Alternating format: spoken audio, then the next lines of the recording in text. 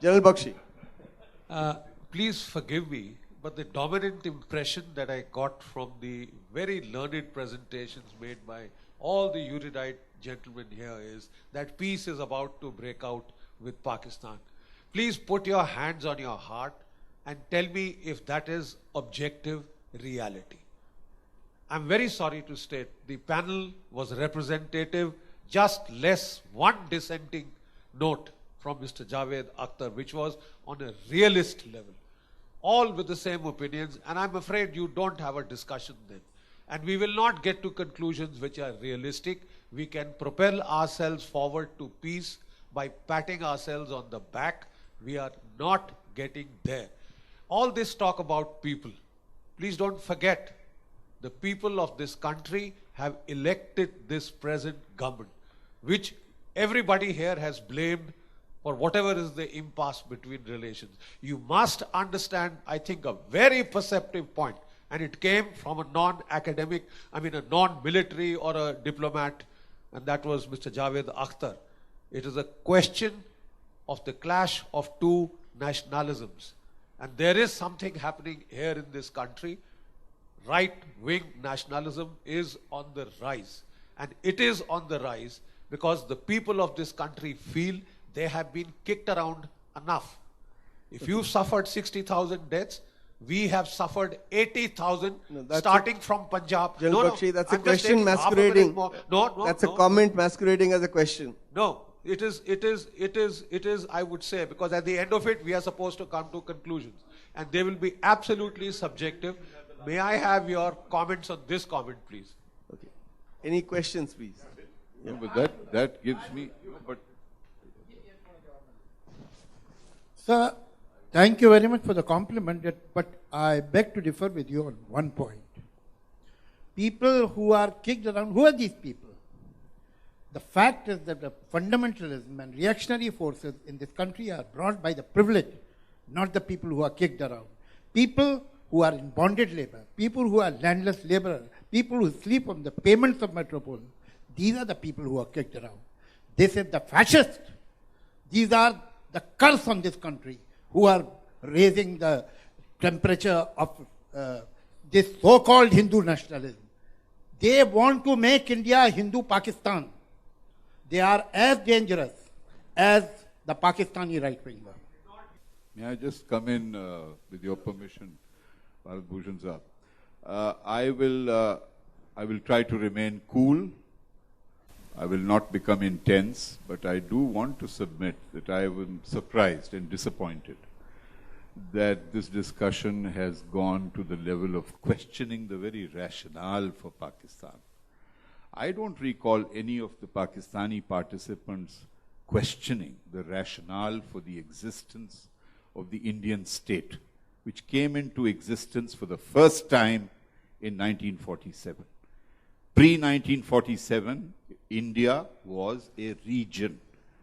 Never a state that represented the totality of the territory which today is composed by Bangladesh, Pakistan and India. There were 562 princely states, big and small. At no one time were all those territories combined under a single Indian political structure called a state. So let us not call Pakistan as if it was carved out of India. This is a myth. It was a process of independence of two states, not partition. Only two provinces were partitioned. One. Second, religion can be one of the elements of nations and nationalism. Scholars have studied this phenomenon and have come to the conclusion that there can be no scientific definition of what constitutes a nation. Benedict Anderson thinks imagined communities are nations. Hugh Seaton Watson, who is acknowledged as possibly the finest authority in English on national history, says it is not possible to define what is nationalism. So, to outright dismiss religion as the basis for national identity goes against the whole thrust of history. Today, in the so-called German Republic, the ruling party is called the Christian Democratic Party. In the United States of America, the great state of Texas, you have to declare that you are a good Christian if you want to be elected governor. So, religion in various forms constitutes, for better or worse, one, not the only, one of the elements of national identity. I think, Mr. Jawahar, you made your point. You made your point. Right, You're I've not made my even responding point. to a Okay, question. okay. And And my last- suggestion would no, be right. the two of you do a Look, back channel over a glass of right. whiskey and May I- discuss it. Yeah, may I? But conclude with one brief point, right? I don't want to go on about it. It was said by my dear friend Mani Shankar, this is very shocking, that what? Pakistan was conceived as a non-pluralist entity. I'm sorry to say, that's totally untrue. Pluralism is not defined just by having 97% of the people from one religion. Pluralism is about multiplicity of languages, dialects, ethnicities, geographies. By every one of those measures, Pakistan's genesis was pluralist, and it remains so. Just as India's Muslims are diverse, just as India's society is diverse, so is Pakistani society.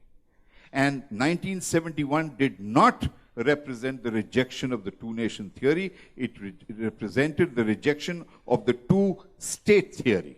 It has now become a three-state theory, two nations. Bangladesh does not want to reunite with West Bengal. They are conscious of being Muslim and they want to remain Muslim. You know, this is really unfair. Now you're taking time away from the audience. But so fundamental, I mean, you make such a strong, sweeping statement to erode, question, denigrate Pakistani national identity. We didn't do that. I mean, I didn't do it. I didn't say there's no basis for India to exist. India has a very great right to exist. It's an extraordinary country, and may you prosper. But we should not demean dialogue by questioning the very right to exist on the basis of certain claimed identities. Fair enough. Question here. Thank you, sir.